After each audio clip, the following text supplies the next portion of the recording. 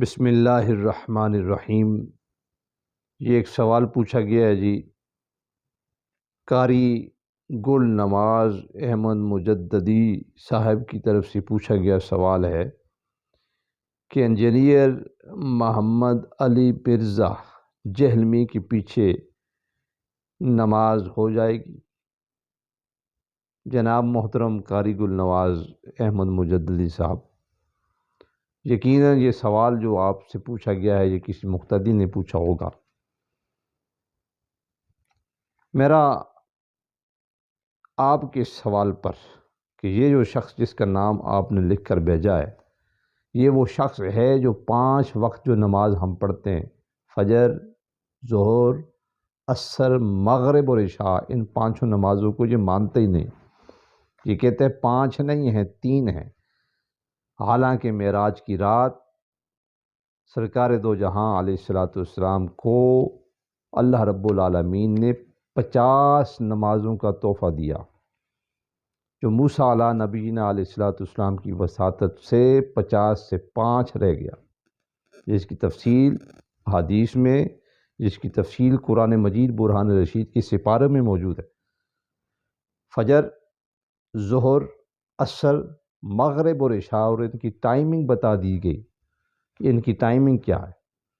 میں اس طرف جانا نہیں چاہتا، میں یہ صرف سمجھانا یہ چاہتا ہوں کہ یہ شخص جس کا نام لیا گیا انجینئر محمد علی مرزا جہلمی، کیا اس کی پیچھے نماز ہوگی؟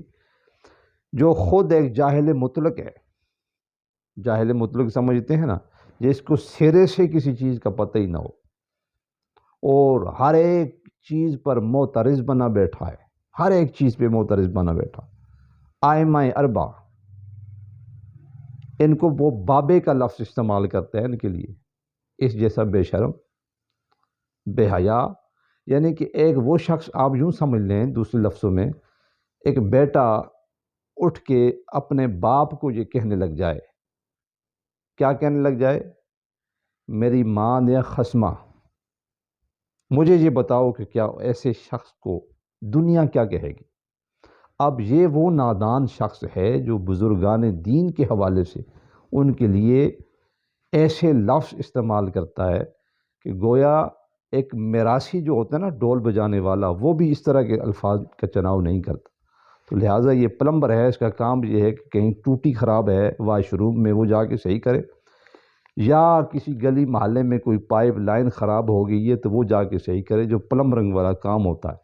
تو لہٰذا قطعاً یہ سوالات نہ پوچھے جائیں کہ یہ عالم دین، یہ تو عالم دین کہاں سے ہے؟ کون اسے عالم سمجھتا ہے؟ یہ کسی عالم کے سامنے آمنے سامنے آنے کے لیے تیار ہی نہیں ہے۔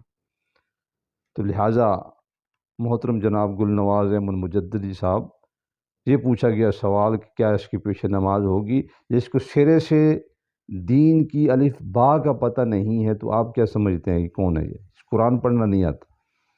وہ تو بات کی بات ہے کہ اس سے پوچھا جائے کہ نستعین کون سا صیغہ ہے، یہ تو بہت قال اصل میں کیا ہے، یہ تو بہت دور کی باتیں ہو جائیں گی۔ اسے کیا معلوم کہ قال اصل میں قوالا تھا، واو متحرک ما قبل مفتوح ہونے کی وجہ سے الف سے بدل گیا اور یہ قالا بن گیا۔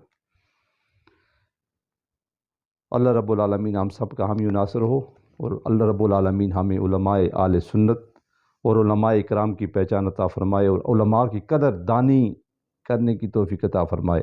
وآخر دعوانا ان الحمد للہ رب العالمین۔